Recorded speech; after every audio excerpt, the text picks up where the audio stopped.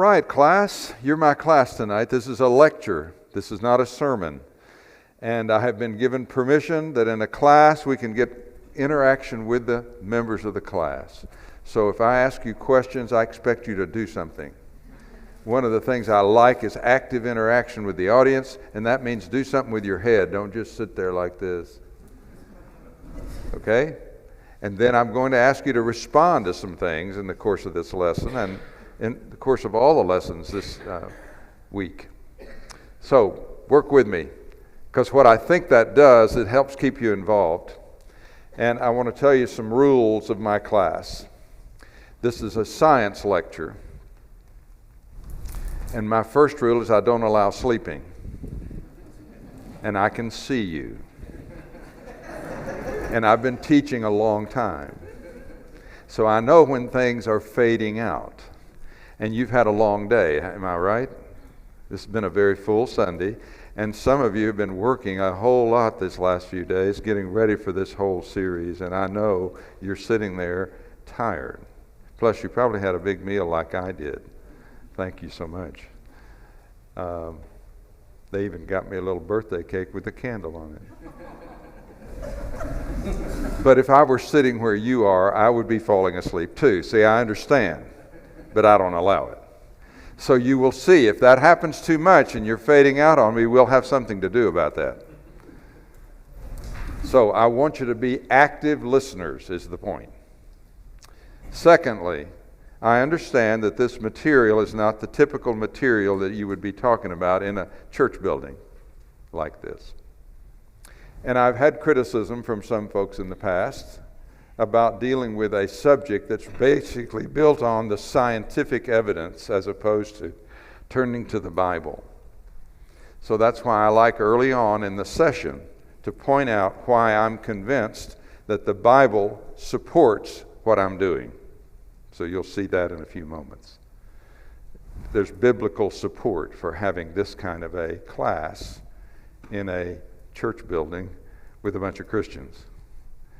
I like it also when I can do this in a neutral setting like a chemistry lecture hall. And when I do that, I want you to be aware I do not use this book at all.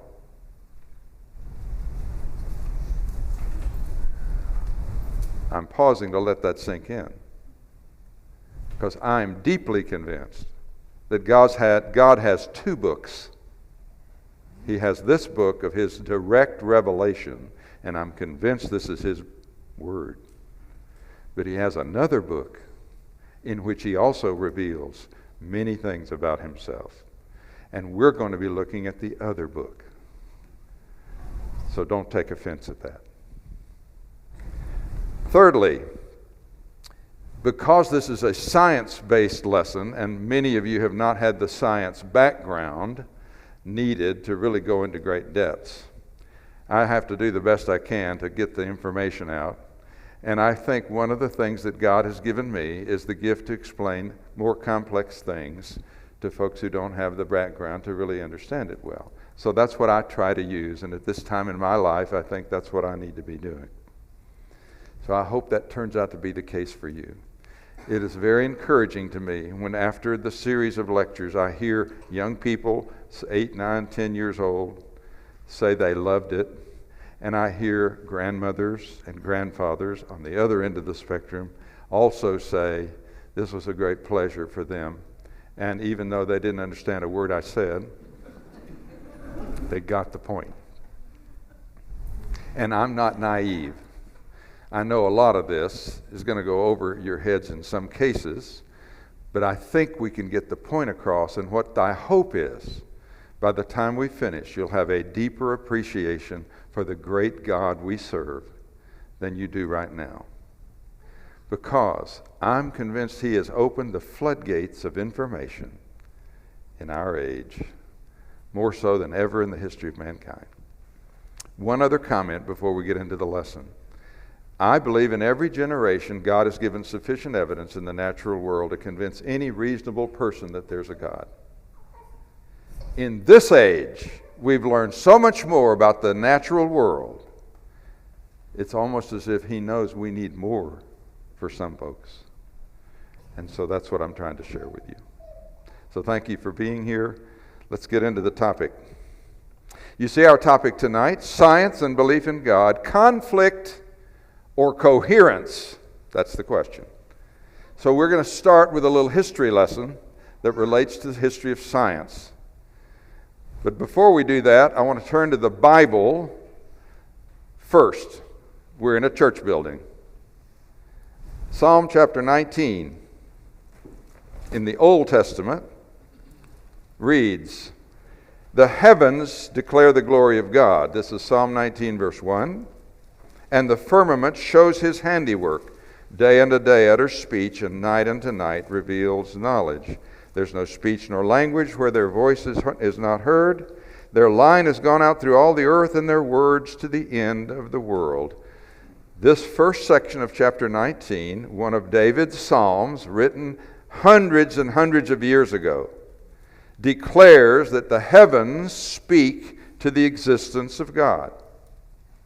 In other words, the physical universe can speak to us about the existence of God.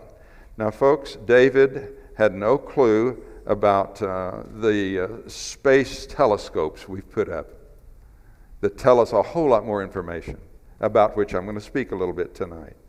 But he could look up into the heavens and see the majesty of the heavens and see the order of this universe, and that was sufficient.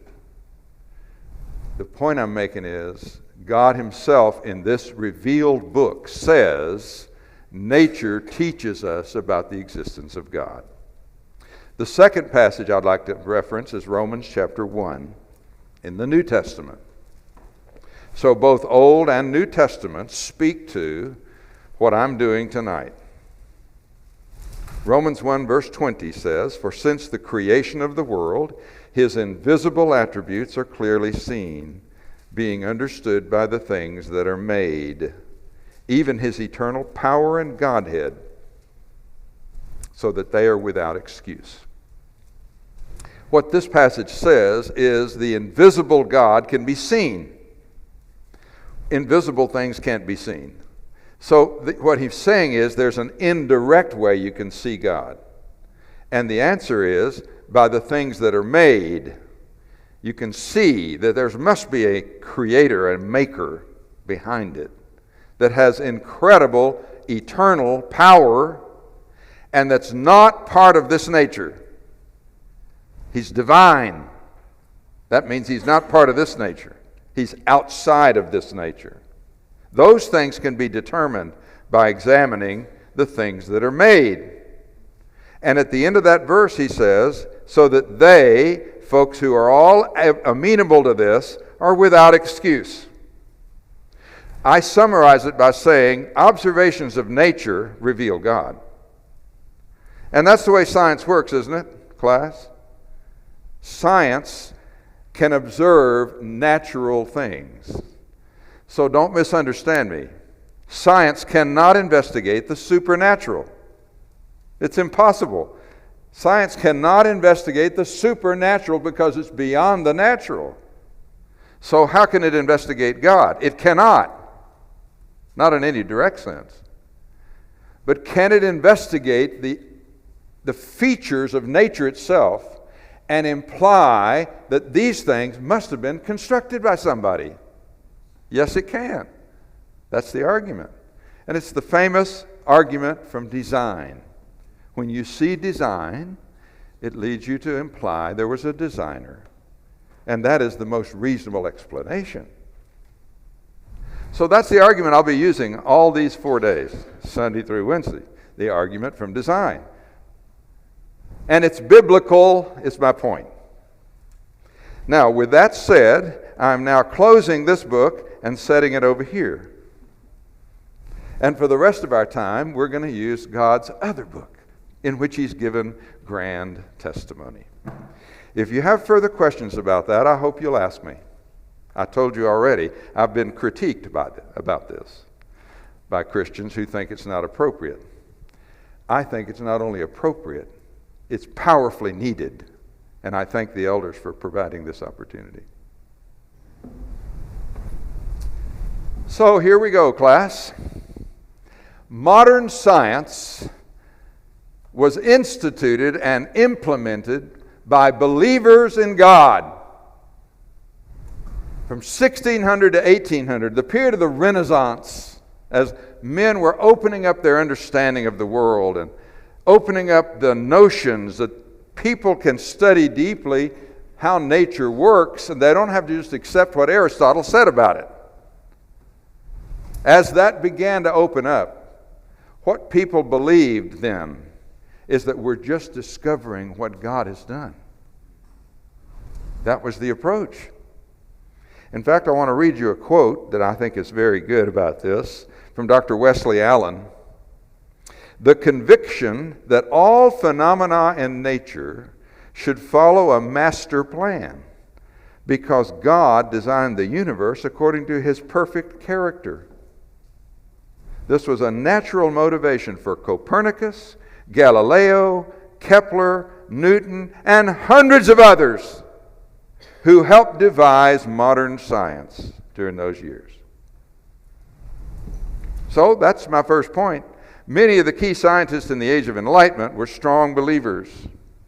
So I brought this book because this is where I kind of got the idea for the title in the first place. It's called Science and Christianity, Conflict or Coherence. It's written by Dr. Henry Schaeffer. He's one of the most famous and respected chemists of our time. He teaches classes about this at the University of Georgia, and he was at UCLA. He's received lots of criticism from scientists for teaching a class on the existence of God at a college level. But he makes no bones about it. And in this book, he has filled it with examples of scientists from the past who are also strong believers right now up to the present time. So I'm not going to take the time to uncover all of that. Here's another little book. And one thing you'll find is in this course of this, I'm going to recommend many books to you because all we're going to do is touch the tops of the mountains. But if you want to dig, you get these books. And I'm going to tell you which ones are the best. I've left a bibliography. I think I gave it to Stu or somebody has it. That's already back there. So if you want to go deeper, you get that bibliography. And I put stars by the best ones. There's 4 stars, you get it. All right. So let me give you a couple of quotes here. Johannes Kepler, 1571 to 1630. How many in this class have heard of Johannes Kepler? Not very many, because he's not a very well-known scientist from that age. Well, he's 400, that's a long time ago. And people just don't remember. He's one of the most amazing human beings. And I wish I had time to tell you in detail about it. I'd have to tell you this much. In the 1500s class, there were no computers, right? No calculators. They had to do arithmetic and complicated mathematics using logarithms. You remember logarithms? Of course you do. It was your favorite subject. Logarithms allow you to do heavy multiplication and division by using addition and subtraction. But you got to know what you're doing. And it's a long, tedious process. If you can conceive Kepler, imagine examining the heavens with what little instrumentation they had and trying to figure out how planets move with lots of calculations. I mean, he spent hundreds of hours tediously going through observations and calculations to try to come up with his 3 planetary laws for which he's most famous.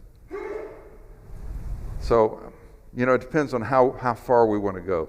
I would love to talk to you for a long time about these characters. When they were first studying the planetary motions, they thought they had to be circular, because circle is the most perfect geometric figure.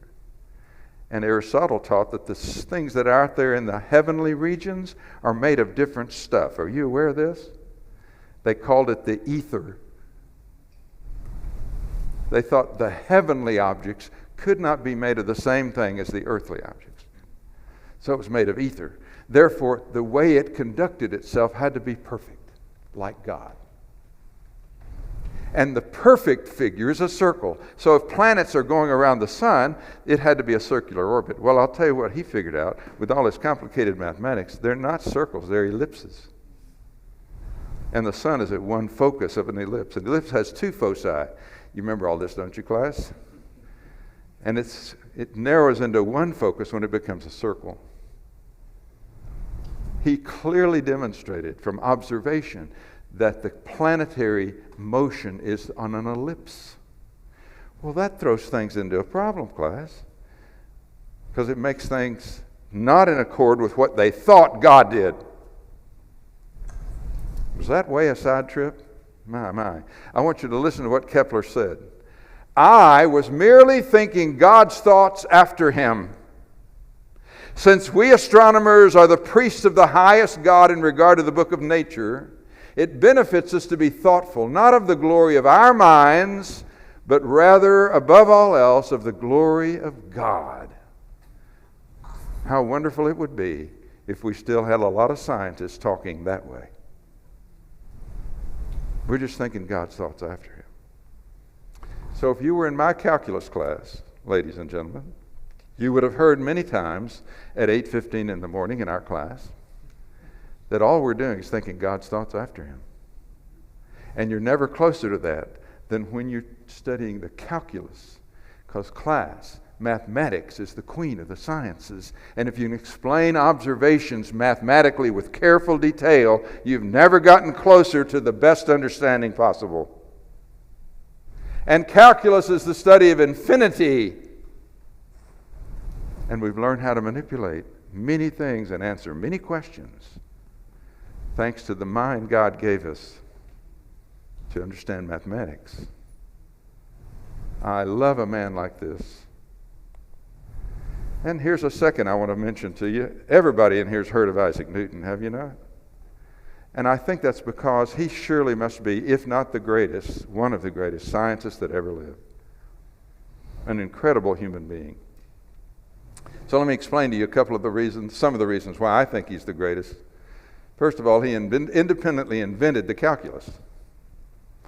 He and Leibniz in Germany, independent of one another, went about it a little differently, but they came up with the same notion of the limit concept, which is foundational for all of calculus. These guys delivered that to humanity. So another little side trip. Mathematics class is a testimony to God because mathematics exists independent of anything you observe. Did you know that most mathematical systems were brought about and thought of independent of any practical application? It's the truth. And yet then we find out that the math that was invented by mankind has all kinds of practical applications. What that says to me is that is a construct of the mind. So the mind came first and matter came later. Makes much more sense. And mathematics is an expression of the mind of God. And he's given us the capacity to understand it. You do know, don't you, that the mathematical systems you use every single day did not exist a long time ago? Somebody had to figure that out. Like base 10 arithmetic. We use base 10. That's not how it started. Math started way back with the Babylonians at base 60. And if you were in my math class in general ed math, I'd make you learn base 60. Because that's kind of how it got started. But math class is a testimony to mind. So I'm going to let you mull that over. Newton invented the calculus. There was no calculus before the 1600s. And that meant there were thousands of practical problems nobody could solve. I'll give you one, because if this were the first day of my calculus class, this is how I'd start it. Motion is impossible. That's Zeno's paradox. Zeno was a Greek philosopher, hundreds of years before, And he said, motion's impossible. Why is that? Because to move from here to there, you either can divide up motion into a finite number of steps or an infinite number of steps. That's the two possibilities. And in either case, it's not possible. Let me explain that to you. If you move from here to there, and it's a finite number of divisions, then you move, and you move, and you move. And at each of the divisions, you're not moving, right? Because if you were, you could divide it more. So you never get there. You with me? Well, if you divide motion up into a finite number, like 10 pieces, then on the divisions between those pieces, you're not moving. Therefore, you never get there. If, on the other hand, you can divide it forever, then you can go halfway, right? And then half of the rest, and then half of the rest, and then half of the rest forever, and you never get there. But practically speaking, as big as I am, you get close enough. But the fact is, theoretically, you can never get there. Therefore, motion's impossible. Okay, so what's the answer to that? The answer is the calculus. There's a limit, in some cases, to infinity. That's enough of that. Newton also formulated the classic laws of motion. He invented and applied the universal laws of gravitation. You've all heard the story about how an apple fell out of the tree and he was watching and it helped him understand how gravity works. He invented the gravitational constant, which forms the basis for the gravitational system. How does gravity work? We could get on a sidetrack on that one too for a long time. Because what exactly is gravity? It's a force between two objects with mass. They attract one another. But what's in there between them? There's no contact. So how in the world does this big massive object attract that one and cause it to run closer to it? Newton was able to explain the mathematics behind that and describe gravitational mathematically relationships. First guy to ever do it. He also built the first practical reflecting telescope. He pioneered studies of light and optics, and he theoretically determined the speed of sound. I could put another 100 up there of things he did. And given all of that, class, and I know I lost you on some of that, it's okay.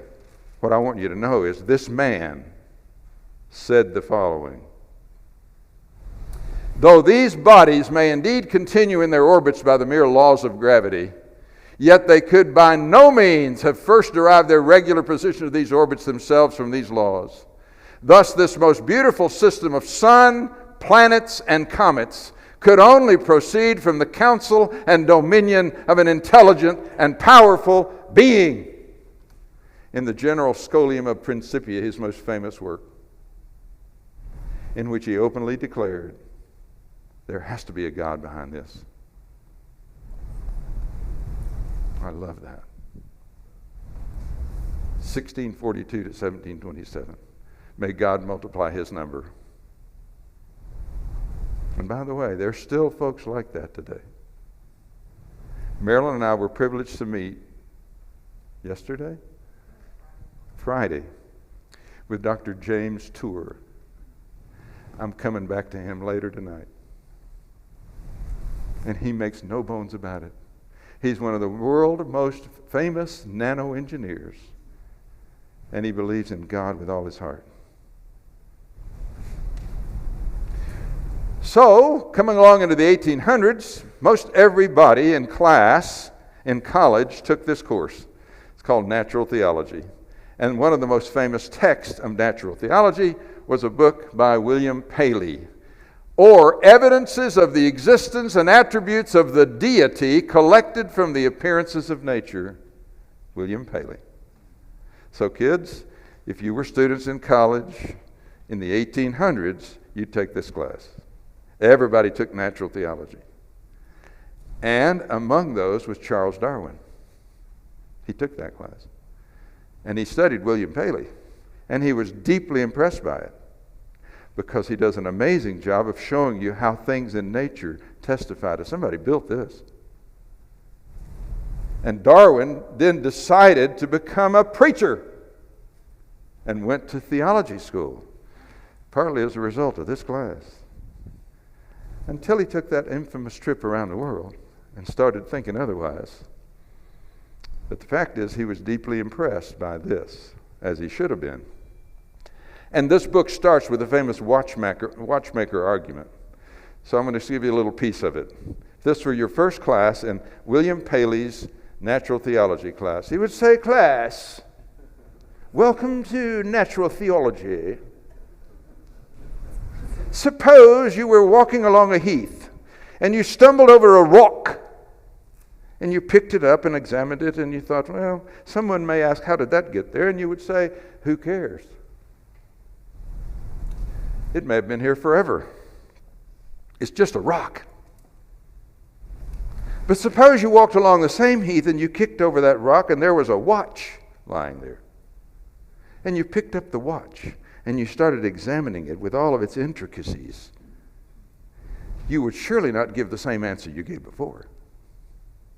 No, you would say, someone made this. I'd like to know who that was. It has too many features in it that indicate design and careful planning with purpose. Then he would say, class, you're going to study in this class that the natural world has many, many things in it, much more complex and amazing than a watch. And when you study them carefully, you learn that those features testify to a grand maker. That's the essence of the argument. And then he proceeds to teach his class. We're going to come back to that one. Here we are now in the 1980s, and we're listening to Carl Sagan in his most famous science series called Cosmos. How many of you have watched that on TV in the past, or maybe even recently, because it's still out there? It's the most popular science series ever been put on television. The beginning of that series was this statement right here. The cosmos is all that is, or was, or ever will be. How did we get there from the time of Newton? Good question. But that's where we are today.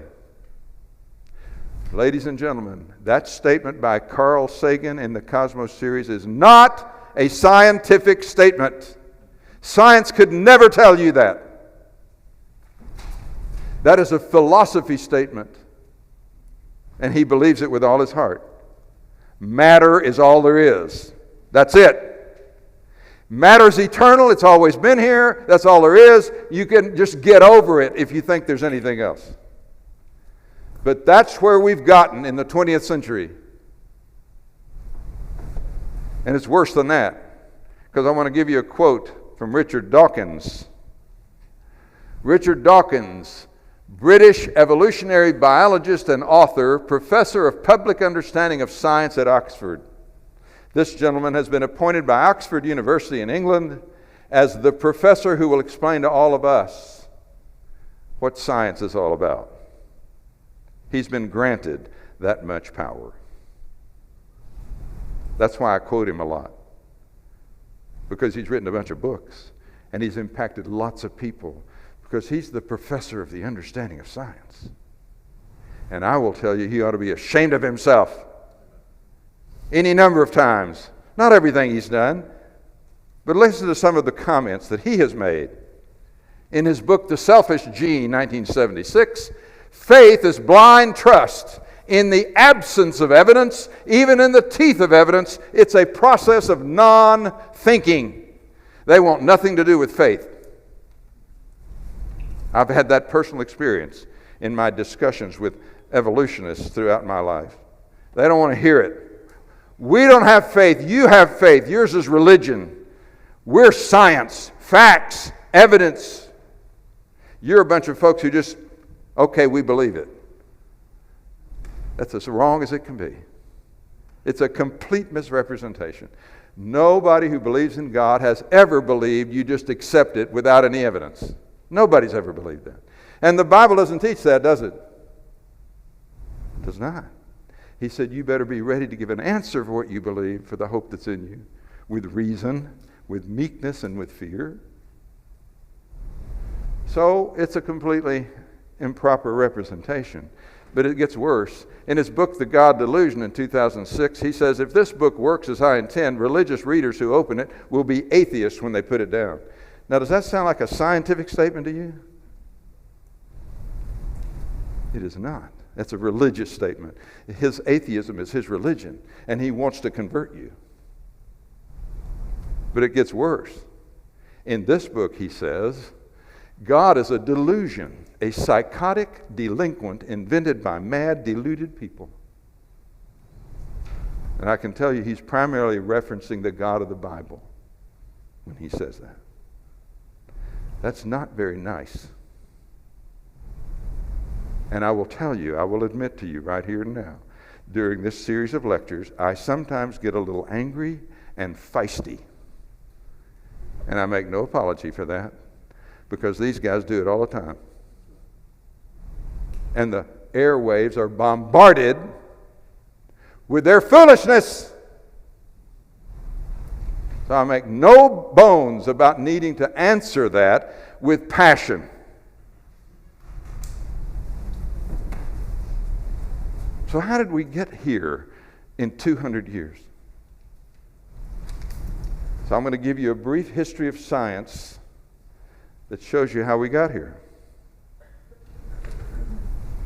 Pierre Simon de Laplace, 1749 to 1827, he claimed for himself to be the inheritor of the Isaac Newton of the past. I can tell you he didn't touch topside or bottom of Isaac Newton.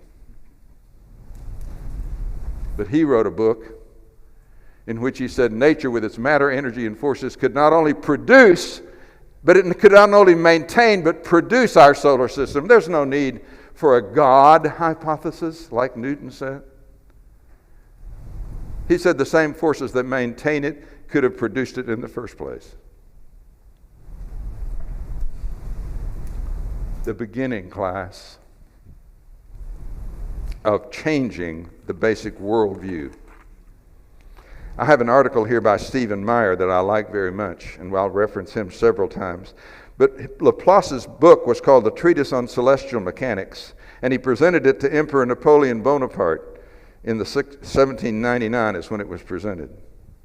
In it, he sought to explain the origin of the solar system not as the product of divine design, as Isaac Newton had done, but as the result of purely natural gravitational forces. When Napoleon eventually summoned Laplace to discuss his treatise in 1802, he asked Laplace directly about the role of God. And he said, I've looked at Newton's work, and he mentions God a lot. You don't mention him at all. And Laplace said, Sir, I had no need of that hypothesis.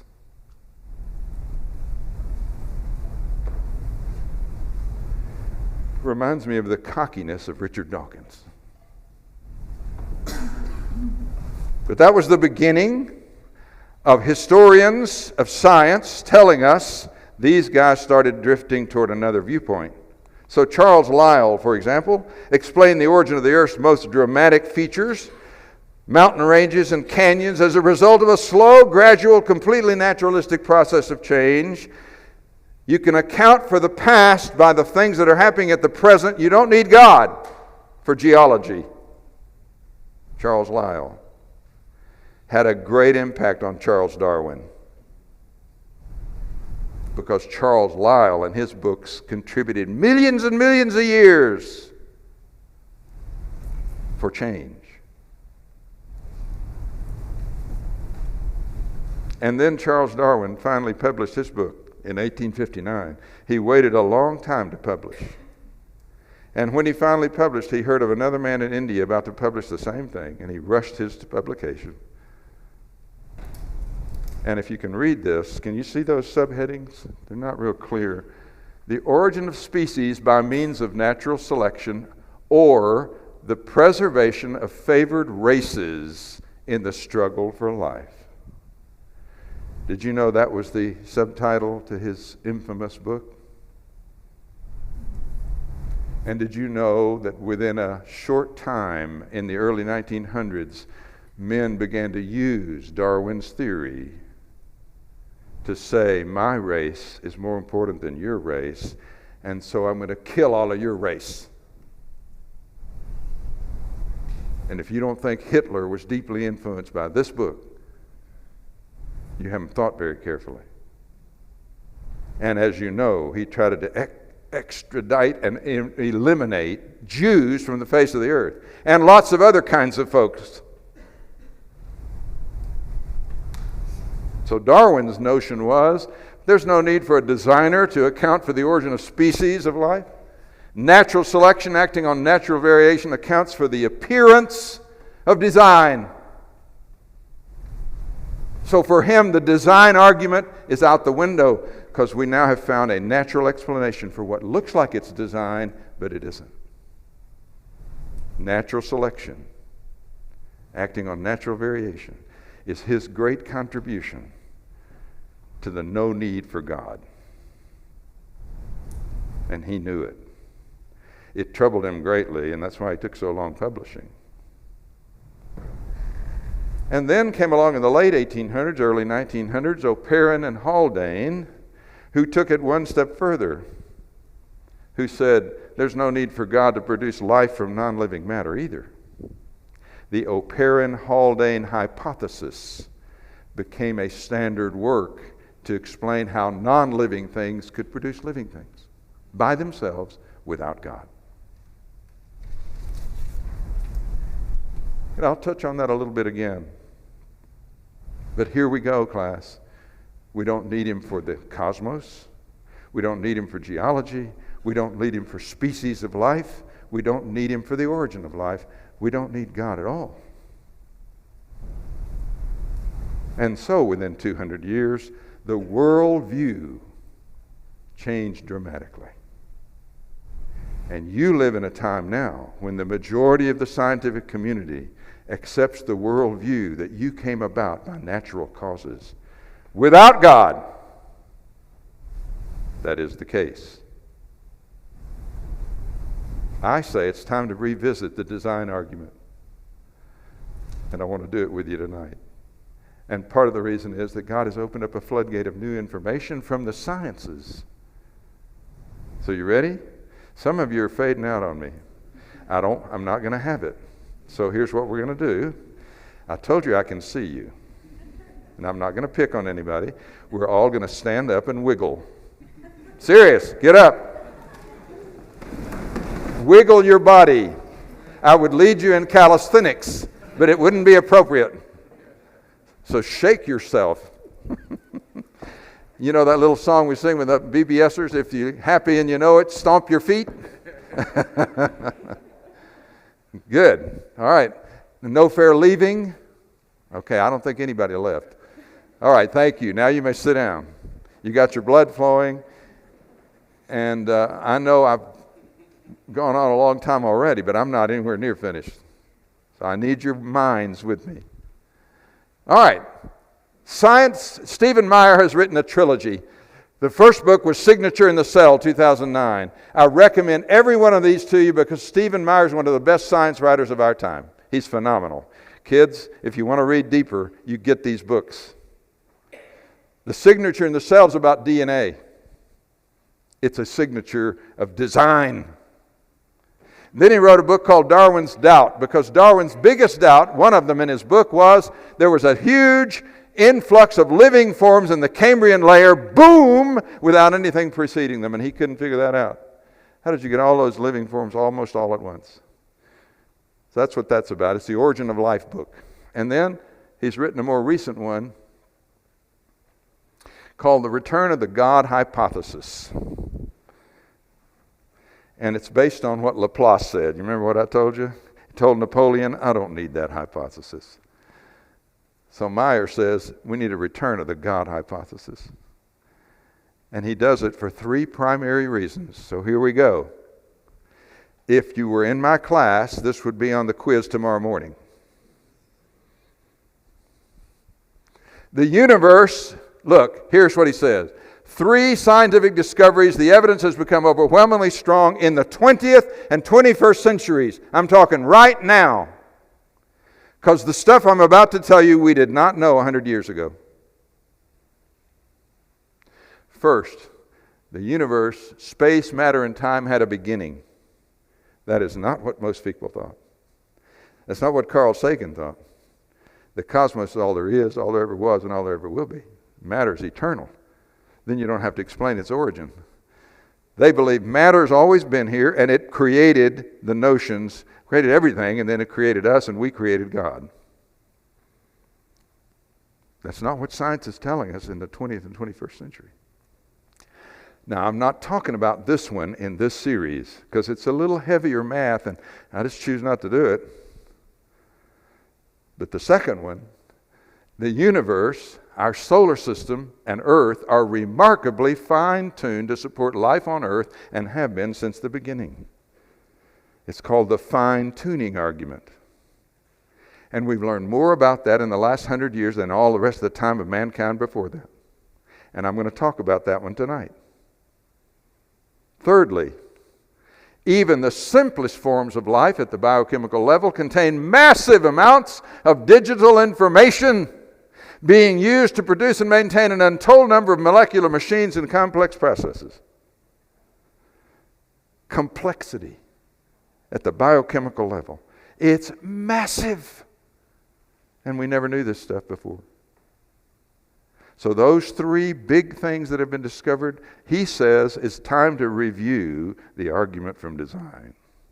And I say, amen. So let's talk about fine-tuning.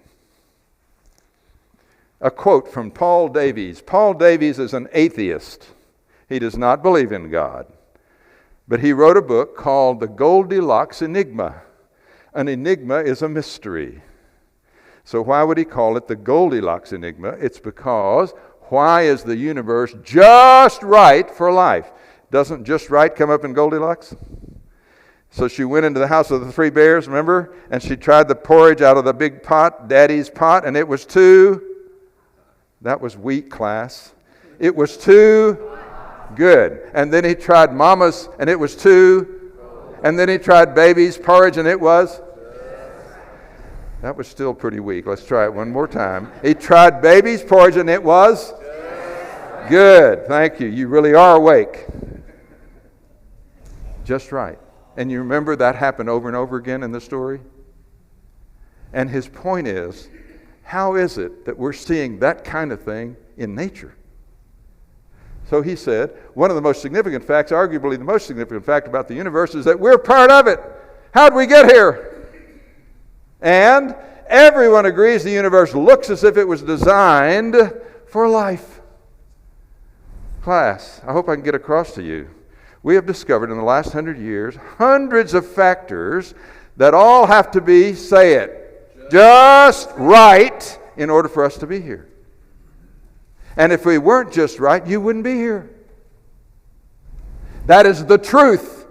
Don't you believe it because I said it. You get all these books and they'll all tell you the same thing. If this were a court of law and I was trying to convince you as my jury, I will tell you the defense attorney and the prosecuting attorney would be given the same facts. Because nobody disagrees with what I'm about to tell you.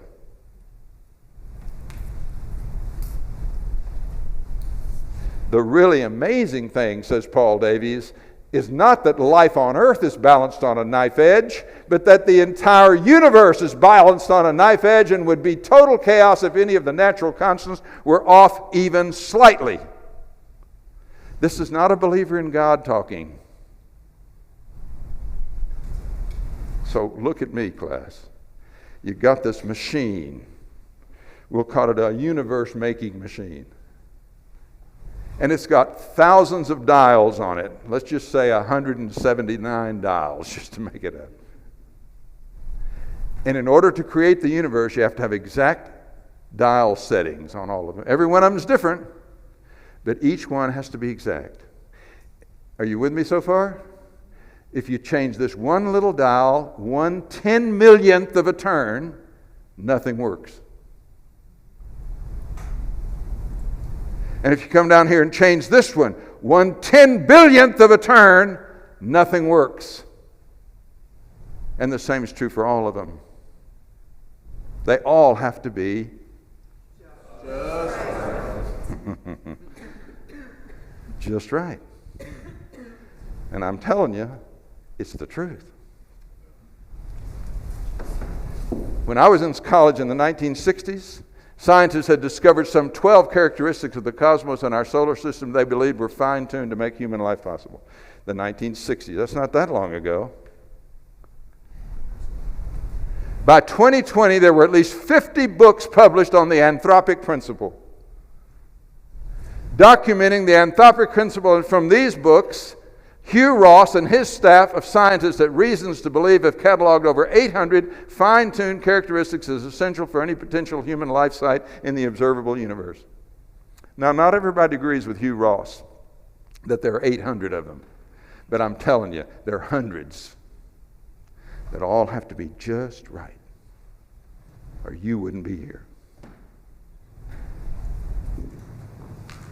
Which leads me to the next book I want to introduce to you.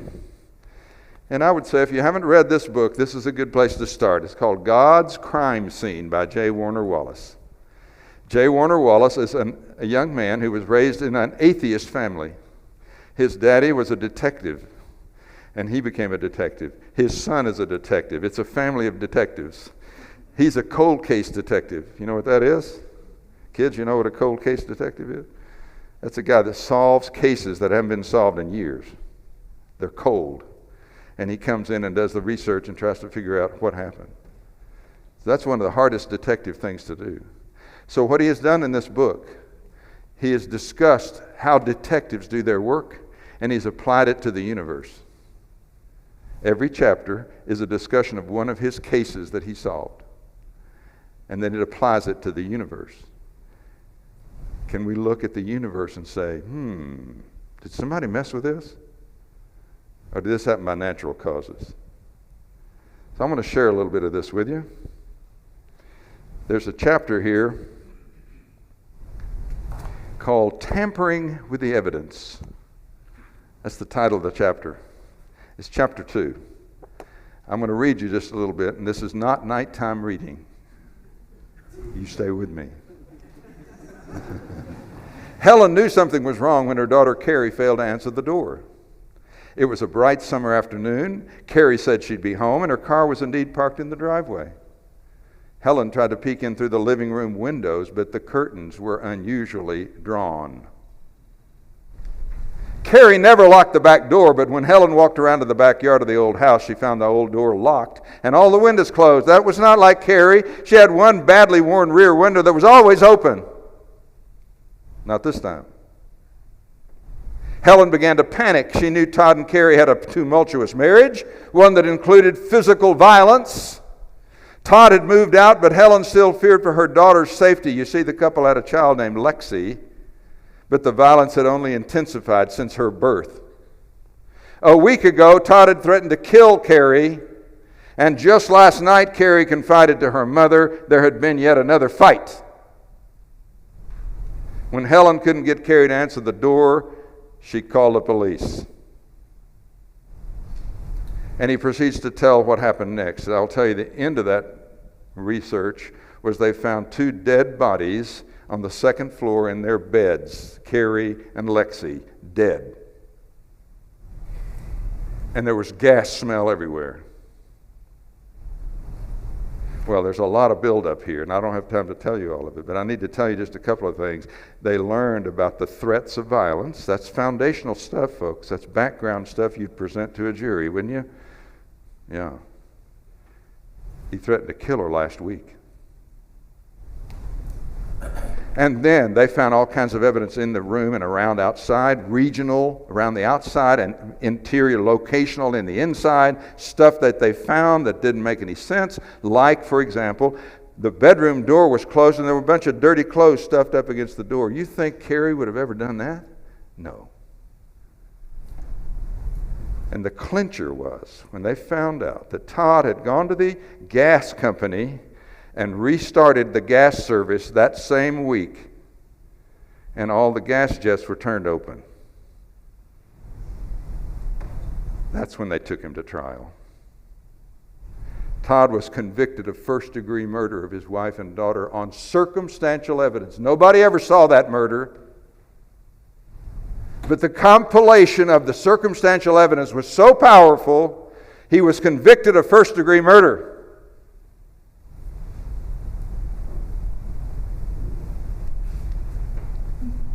Then J. Warner Wallace says the following: "We were compelled to examine evidence of tampering because of one important fact. There were dead bodies on the crime scene. And the result of their investigation was there was tampering. That did not happen by natural causes. There was tampering from the outside." Are you with me, class? You getting this? If you were the jury? In a similar way, when we look at the nature of our universe, the existence of living bodies ought to provoke an investigation. What are we doing here? How did we get here? Like our murder scene, there are foundational, regional, and locational conditions demanding explanation. The foundational laws of physics. There's a bunch of laws of physics, class, that undergird all of this. And a bunch of these have to be just right. That's why a number of scientists are saying it sure looks like somebody tampered with these and dialed them up so they had to be just right. And he goes through and lists several of these in this chapter. It's really interesting. The force of gravity is one of them. Did you know that the constant of gravity that Newton discovered cannot change very much at all, or you wouldn't have a universe? Period. And there's a whole bunch more of these. And how much could it change? Well, if the value of the ratio deviated between the ratio of electrons to protons, you know these, electrons and protons? There's a ratio of those in the universe. If it deviated by more than 1 in 10 to the 37th, the universe wouldn't exist. Well, you don't know what 10 to the 37th is. It's 10 with 37 zeros. If you change that 1 out of that many, you wouldn't be here. And there's hundreds of those, class. I think as a lawyer, I would never have a more wonderful case than this, to convince you somebody tampered with this. So let's talk about just a few more, okay? I'm leaving out hundreds. Foundational to all these laws and constants that all have to be very, very, very special. They have to be, in fact, say it, just right. That's not all. We've got regional factors, like the galaxy we live in. You do know we live in a galaxy. We call it the Milky Way galaxy. But it's got to be the proper types of galaxy. That's what we've figured out from observation. Not just any old galaxy will do. And part of the reason for that is we have now telescopes we've put up in outer space. Do you remember this one? This is the James Webb Telescope put up in the outer space in 2022. That's only 2 years ago. And it's been taking lots of pictures. So I've asked our IT guys, and by the way, I want to give them a word of plug here. They've been wonderful help already. You can't do this without IT guys. I'm a dodo when it comes to this stuff, but I need that help. And these guys back there are wonderful. So would you hug them for me? So guys, I want every light in this building off before we show this picture. Well, everything but this over here. Too much light coming in and here. But we did the best we could. So class, this is a picture that was released. By the way, could I have one light back on, Cody? Just a second. Because I meant to say something before I said this further. This picture I'm about to show you was presented by our president back in July of last year. So to show you what the James Webb Telescope's doing. And here's what the comments were when he presented it. Everybody's eyes up here. You take one grain of sand and you hold it out here at arm's length. And the amount of the universe that one grain of sand blocks out of your vision is what this is a picture of. Did I make that clear? I don't think I did. Let me say it again. A little tiny grain of sand, you hold it up here, it'll block out a little piece of the universe, won't it? That little piece is what this is a picture of. So I'm showing you something James Webb Telescope has discovered that we never knew before because we couldn't see it. And it's just that little tiny piece of the universe. And by the way, it's in one of the darkest areas of the sky where it doesn't look like there's anything. Okay? Now, lights off.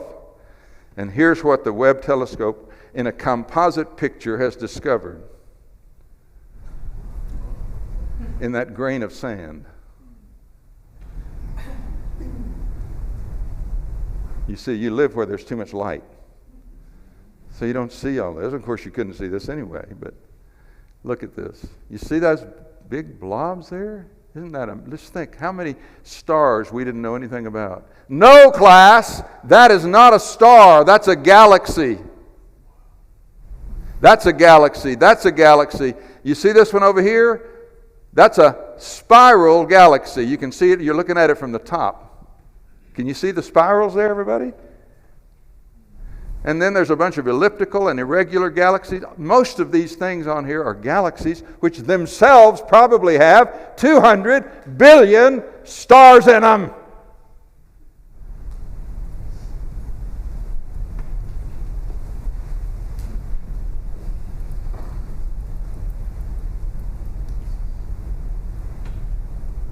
They call it the Galaxy Cluster SMACS 0723. James Webb Space Telescope, July 12th, 2022. Well, folks, what we've learned in the last few years is there's a whole lot more galaxies than we ever dreamed in the universe, in our own universe. Okay, lights back on, would you? We've also learned to classify galaxies. There are elliptical, there are irregulars, and there are spirals. There's some called Seyfert galaxies that blow up every so often. That's not a really good place. But I'll tell you what we've learned. If you want to have a living solar system that's got life around it on planets like we have, it has to be in a spiral galaxy. Don't believe me, I'm not an astronomer. I'm quoting what I've read. It's got to be a spiral galaxy. That eliminates a whole lot of galaxies, folks. You hear what I'm saying? Regional factors. It's got to be a spiral galaxy, or it wouldn't have a system like ours with life. Secondly, the place in the galaxy is very important, because even if it's in a spiral galaxy, it can't just be anywhere. So if you look at a spiral galaxy from the side, there's a bulge in the middle. If our sun were sitting right there, there would be no life. There are so many magnetic and gravitational and electrical forces in there, it would not exist. There wouldn't be any life in there, and everybody knows it. There are two places on that spiral galaxy where you could have living things. There they are. It's about 1/160th the total volume of that thing, which only eliminates the other 159 out of 160 percentage of that space. Can you see we're narrowing things down? You're not going to have living things in just any galaxy in any place in the galaxy. It has to have limits on it. What about the right kind of star? That's critically important, class. Not just any star is going to work. We have an amazing star, our sun. I want to recognize it and say, praise the Lord. So here's our sun compared to our planets. It's pretty big compared to our planets, isn't it? But what you probably don't know is the sun, if you compare it to Sirius and Pollux and Arcturus, is a fairly small object. Did you know that? And we're not done. Because if you go on up to Betelgeuse and Aldebaran and Betelgeuse and Antares, where's the sun? Right there. Can you see it? Neither can I. It takes up 1 pixel compared to this guy. Class, our sun is tiny compared to a whole lot of stars. Did you also know there's a whole bunch of stars smaller than our sun? They're called dwarf stars. And so our sun is almost approximately in the middle. And it is, say it, just right. Size-wise. But that's not beginning to tell the story, class. It's not just size. It's temperature. It's the kind of radiation it puts out. It's all kinds of factors for the sun that are all just right. And then you got to have the right kind of planet in the right place. And I'm not going to take time for that. You know, we're in the habitable zone for our sun, the planet, the Earth is. So are Venus and Mars. So here are our planets. And that's Venus. It's closer to our size. Is anybody looking for life on Venus? No, they are not. Because Venus is a weird planet. It rotates backwards and it has sulfuric acid in its atmosphere, which is not helpful for living things. Nobody's looking on Venus, and everybody knows you couldn't have life on these massive planets. There is no way. And Mars is where we're looking, isn't it? And we're looking for the least tiny bit of evidence that there might be water somewhere on Mars. We're covered with 70% water, class. The fact is, you have to be a very special planet in a very special place. Period. In addition to that, there's a bunch of locational fine-tuned factors. Proper mass, spin, tilt, moon, atmosphere, and crust for our Earth, proper biochemicals, cells, genetic code, molecular machines down at the biochemical level. I'm talking to you from the most massive thing we know about, our universe, to the simplest and smallest and nanoscale. Everywhere you look, things have to be just right. You're getting tired. I can tell. So at the cellular level, folks, we're talking down here at the nano level, 1/1000th of a meter. That's what we're working on now. And guys like our Dr. Tour I mentioned to you just a while ago is a nano engineer. He's working down here at this level. And let's show you some things that are that big.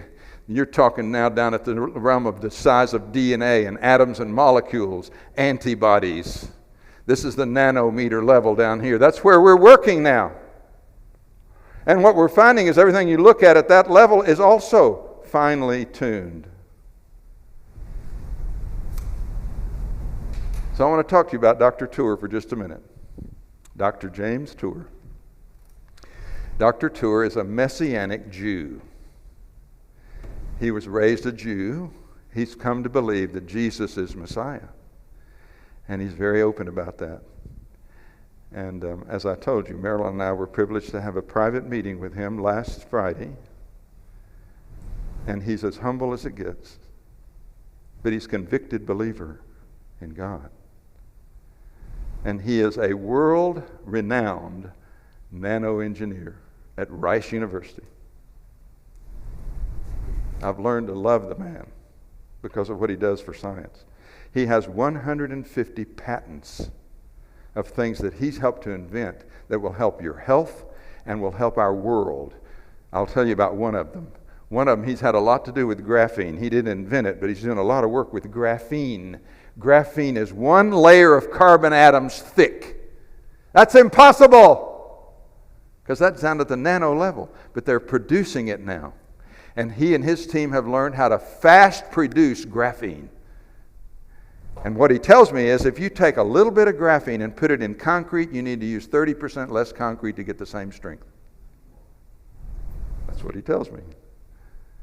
There are many other applications for graphene, but here's one that he actually did himself.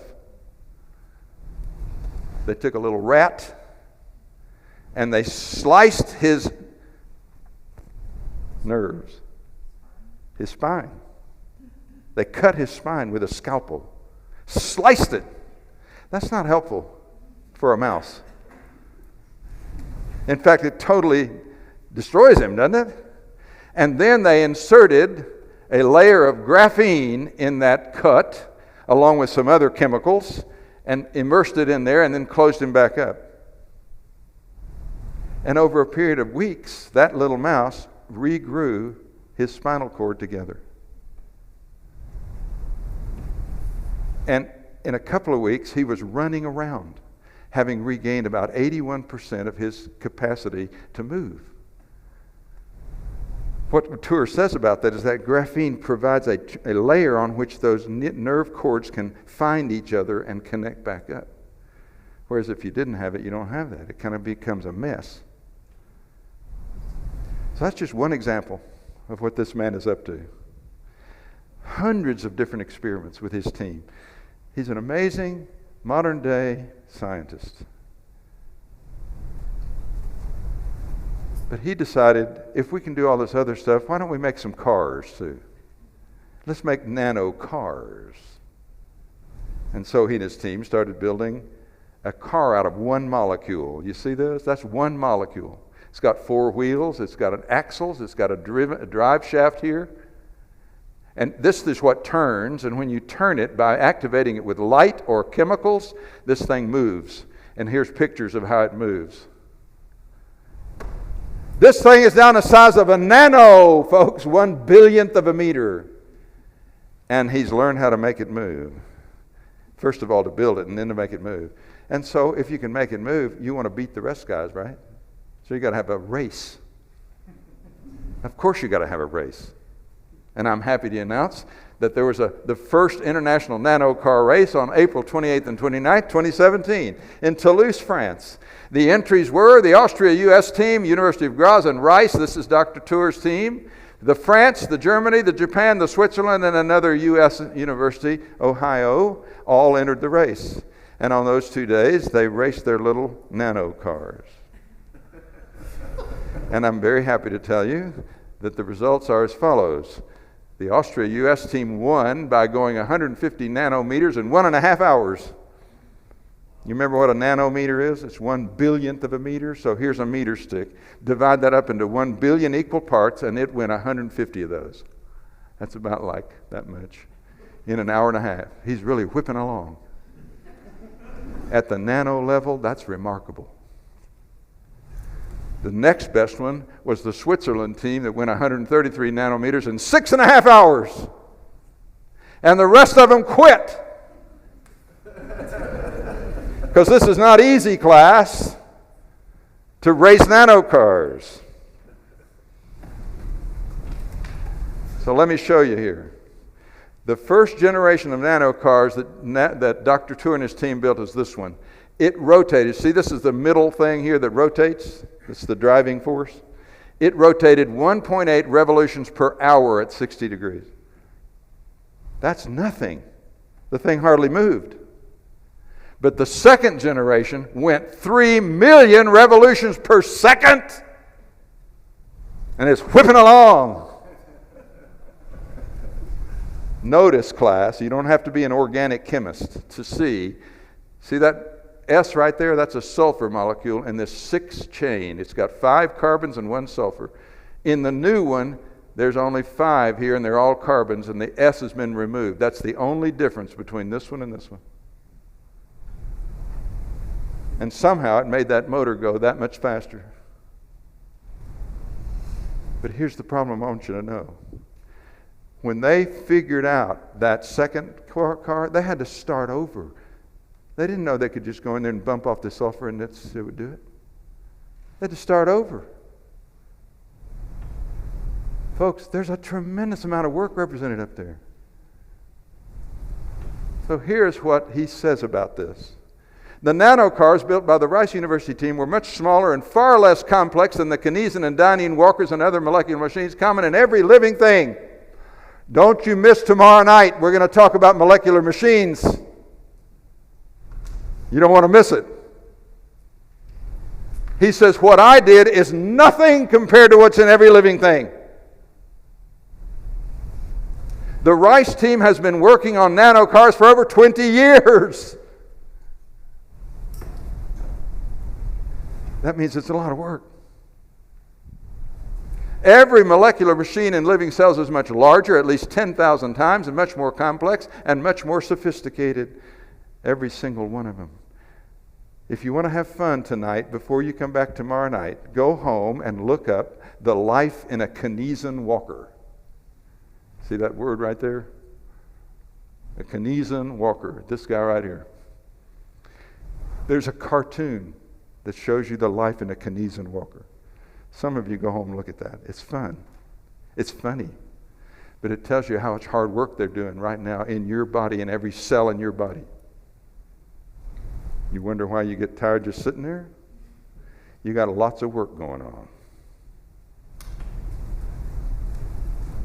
Here is a taste, class, of how much work / intelligence it took to produce the nano car. I want everybody's eyes up here and everybody awake. I'm going to show you a little bit of the work. When that race was finished, all the other competitors said to Dr. Rice, "Will you publish what you've learned?" He said, "I already have." And within a month, he had that whole thing published in an article. Here was page 1. Now I'll give you just a little bit to look at that and see if you can figure it out.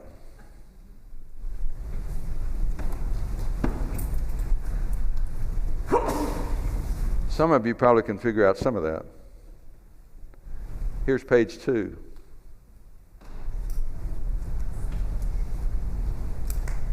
Details of one molecule characterization, because you're talking about a machine that's made out of one molecule.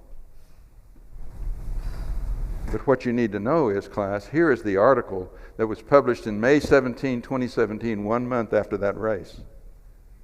In Tetrahedron magazine, synthesis of light-driven motorized nanocars for linear trajectories and their detailed NMR structural determination.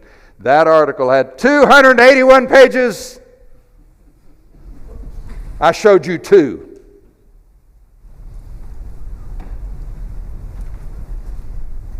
Have I gotten this point across, class? Somebody built nanocars. They are nothing compared to nano machines in every of your 30 trillion cells. Nothing. And that's what it took to build them. But isn't it interesting how natural selection, acting on natural variation over millions of years, built millions of little molecular motors? I go.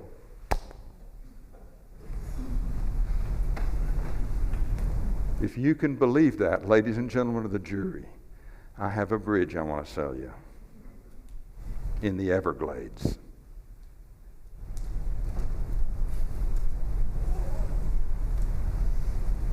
We know nanocars were designed by intelligent human engineers. Would you agree? Living cells, with all of their thousands of nanomachines, which are far more intricate, complex, interdependent, and full of digital information, were surely designed by God. Examining things in nature which were clearly designed leads us to believe in God. That's what Romans 1:20 said, isn't it? And nature says everywhere you look, things sure look like they're made. Everywhere you look, from the macroscopic to the microscopic, says Michael Behe in his wonderful book, Darwin's Black Box.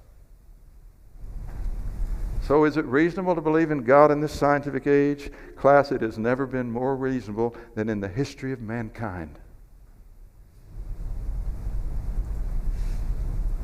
And that's the lesson for tonight. Can you see how frustrated I get?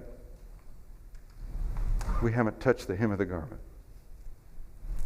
But I hope you walk out of here blown away by just what you've seen. And you haven't seen anything compared to what we could tell you more. Especially the math. So thank you for your careful attention. I would give you an A for not falling asleep. And do we have any questions? Okay. So we're going to take just a minute or two here and see what questions have been asked, and we'll try to deal with them. Please understand, I don't pretend to understand everything by any stretch of the imagination. And if there's a question that I don't know the answer to, guess what I'm going to say? I don't know. I'm not going to try to fool you into thinking I know everything. I don't, by any stretch. But I like questions because it kind of gets at what you're interested in hearing about. So, what do you have? A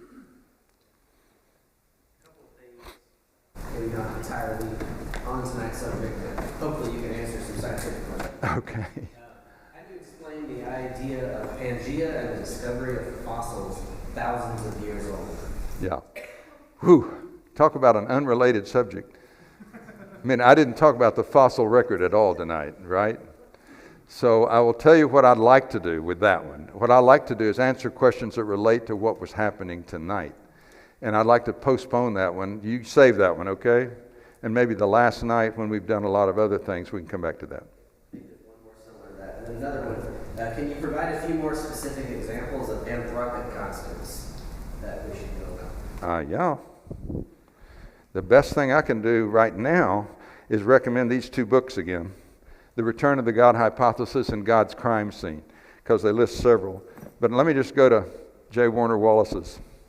Since you're giving me the opportunity. This is in same chapter 2. I was reading from you, about the tampering out of this book. One of the constants that he describes here is let me see. The level of precision required in the strong nuclear force and the expansion rate of the universe. Those are two more factors that we've measured. The strong nuclear force and the expansion rate of the universe. Well, it is said that you can't change those by more than 1 in 10 to the 37th. Any one of those. I mean, that's so small, folks, you can't even measure it. But here's what he does in his book. He says, imagine, I'm trying to give you some idea of how exact this has to be. Imagine covering the entire North American continent in dimes and stacking them till they reach the moon. Anybody know how far the moon is? Isn't it 250,000 miles, something like that?